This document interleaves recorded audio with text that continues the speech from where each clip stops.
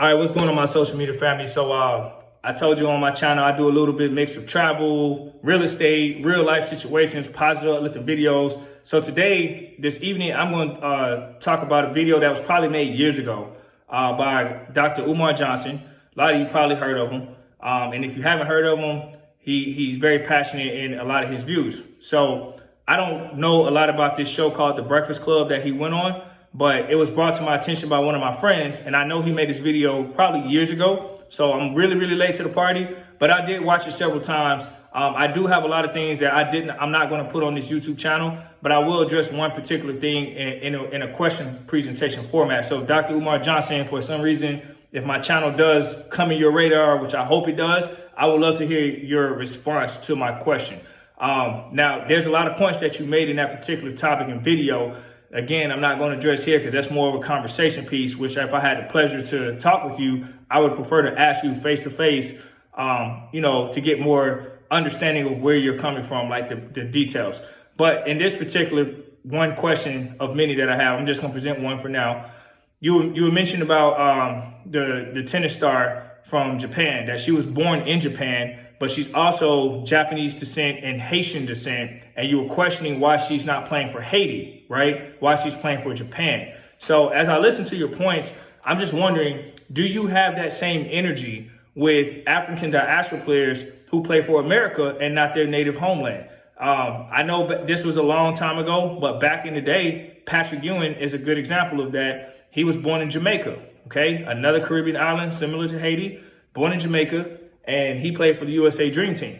Now, you have a lot of African diaspora players that are born in the USA, but they're not playing for Africa, right? So I'm just wondering, do you have that same energy and passion across the board, or does that only apply to people that are playing outside of the USA?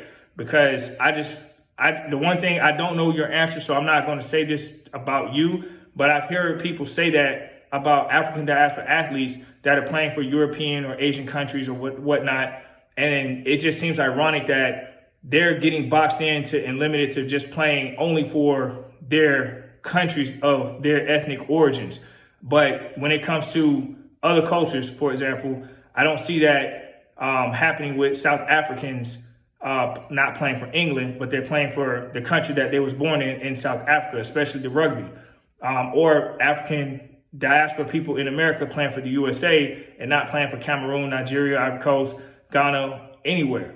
So, Kyrie Irving is a more modern example. Now, he was born in Australia, but still, he's still playing for the USA. I'm just wondering, is that energy equal across the board if Kyrie Irving does not suit up, if he suits up for the USA? How come, it's silent?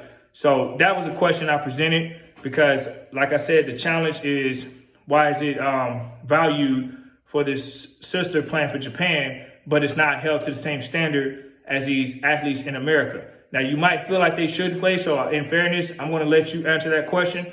I don't know how you feel about it, but, I want to know. So there's more in this video that I didn't put out here on your views of interracial marriage, which I'll discuss. Hopefully, if I had the opportunity of talking with you, I would love to discuss with you and ask more detailed questions about that, because I think some of your points are valid to specific people, like celebrities, right? But not the average person. I think that's generalizing a little bit. But to celebrities, yes, you're correct. There are a ton of celebrities who do marry down in economic status. And unfortunately, that is a real thing. But when it comes down to the common person, I'm not so certain that that's the norm. I know a lot of people that actually the opposite has happened.